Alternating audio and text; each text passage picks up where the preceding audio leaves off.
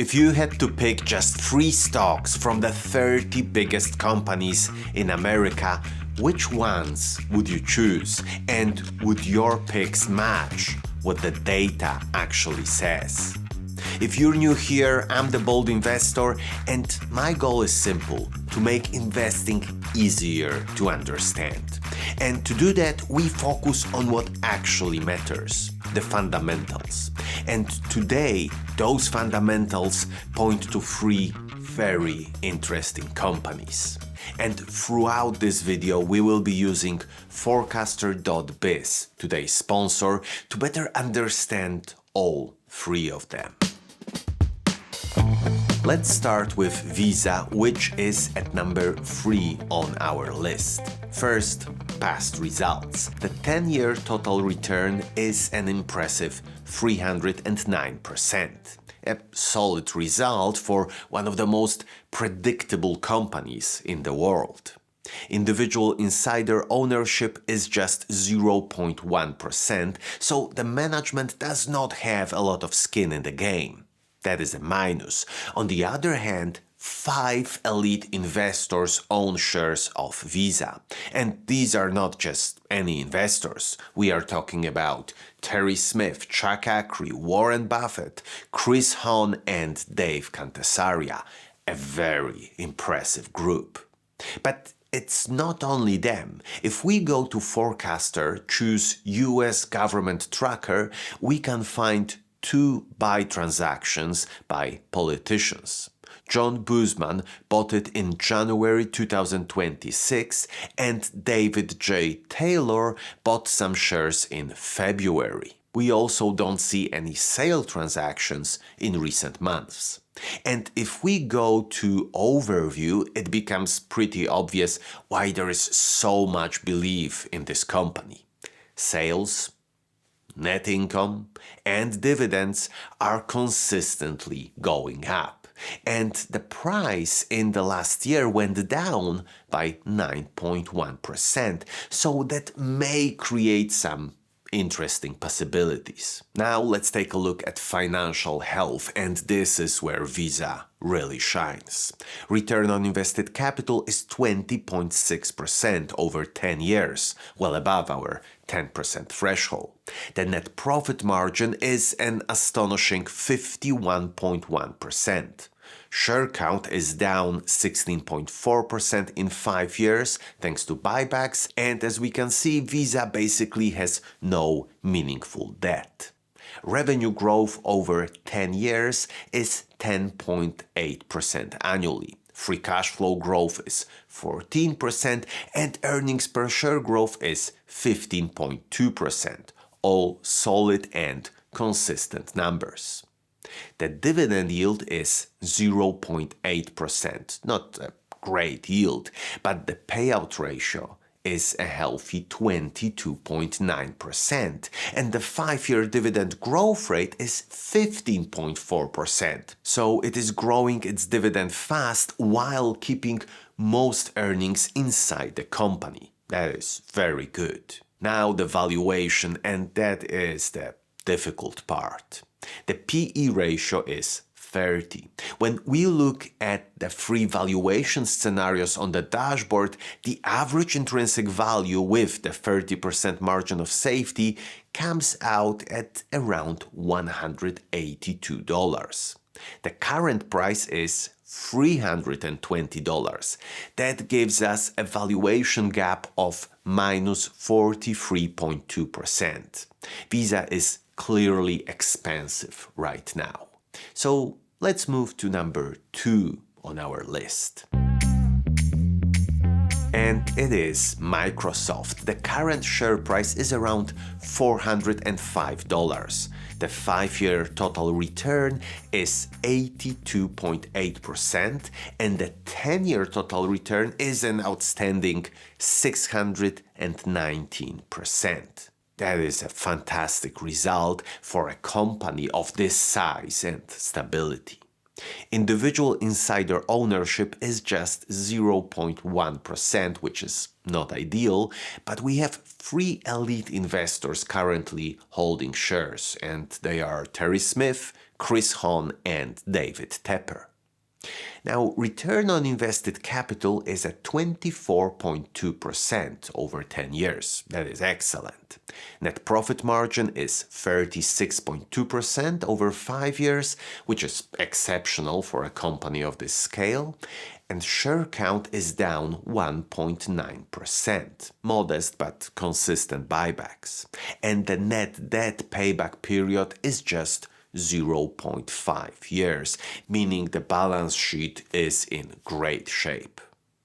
Revenue growth over 10 years is 12.8% annually, above our 10% target. Free cash flow growth is 12.6%, and earnings per share growth is an impressive 26.9%.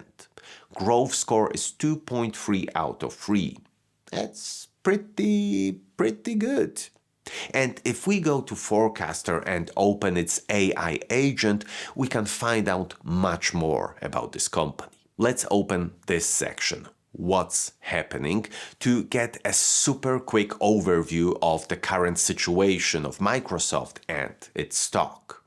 On the positive side, we see AI leadership and investment, also cloud growth. And here it is worth pointing out that despite short-term constraints due to data center capacity, Microsoft's Azure cloud service is demonstrating robust growth, with its market share projected to expand significantly by 2027. And we also see that they have some SaaS market opportunities. When it comes to concerns, we see valuation fluctuations and open AI concentration risk and competition.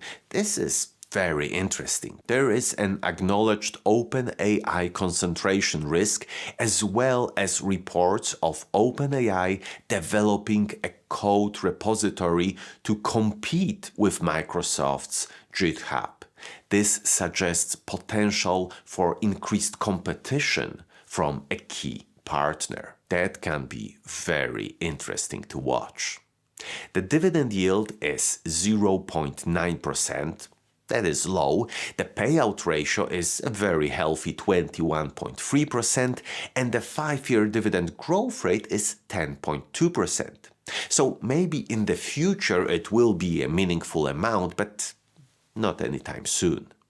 The PE ratio is 25.3. When we look at the valuation scenarios on the dashboard, we get average intrinsic values of $402 using company growth history, $260 using industry growth, and $321 using analysts' consensus. After applying a 30% margin of safety, the average fair value with a safety buffer is $229. The current price is $405, giving us a valuation gap of minus 43.4%.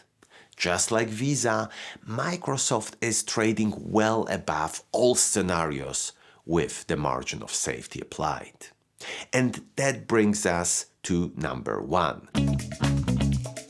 And it is Nvidia. The numbers here are simply extraordinary. The 5-year total return is 1,292%. The 10-year total return is 21,827%. That is not a typo. $1,000 invested in Nvidia 10 years ago would be worth over $218,000 today.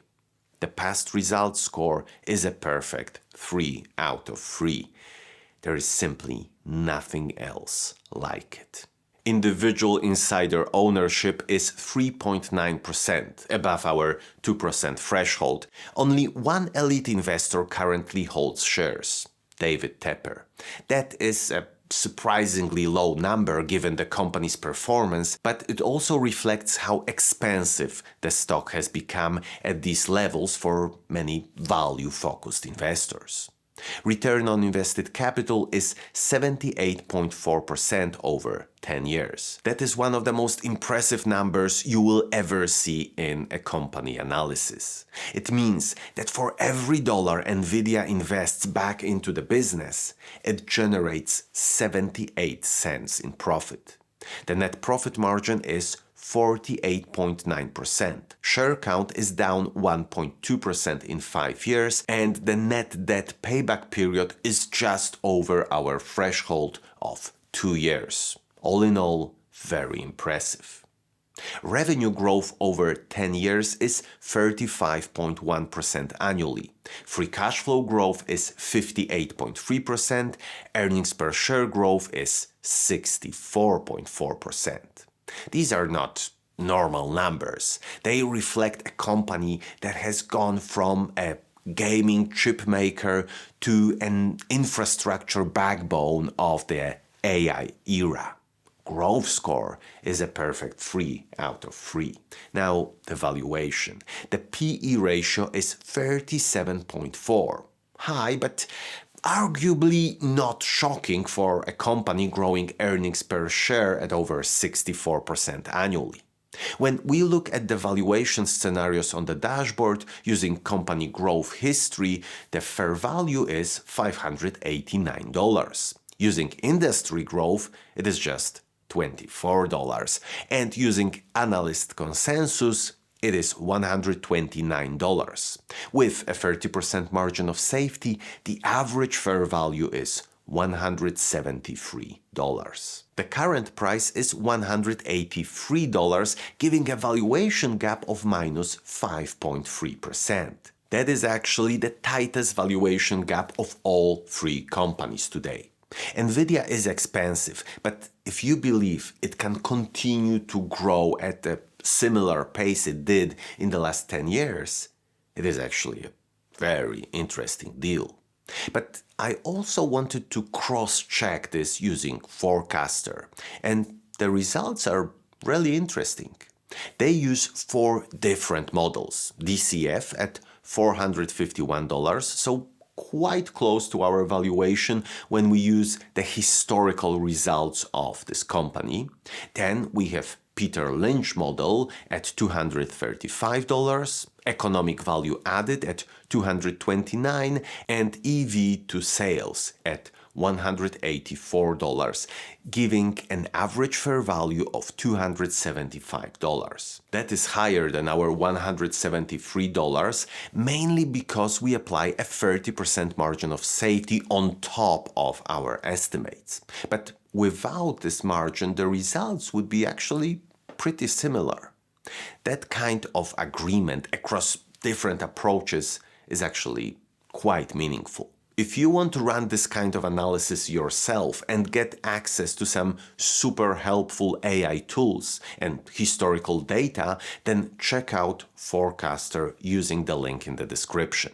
Use the code BOLD10 for a 10% discount. It is definitely worth it. Now, if you enjoyed this video, you should check out my analysis of 3 magic formula stocks that are a great value for money currently. Thanks for watching and see you in the next one.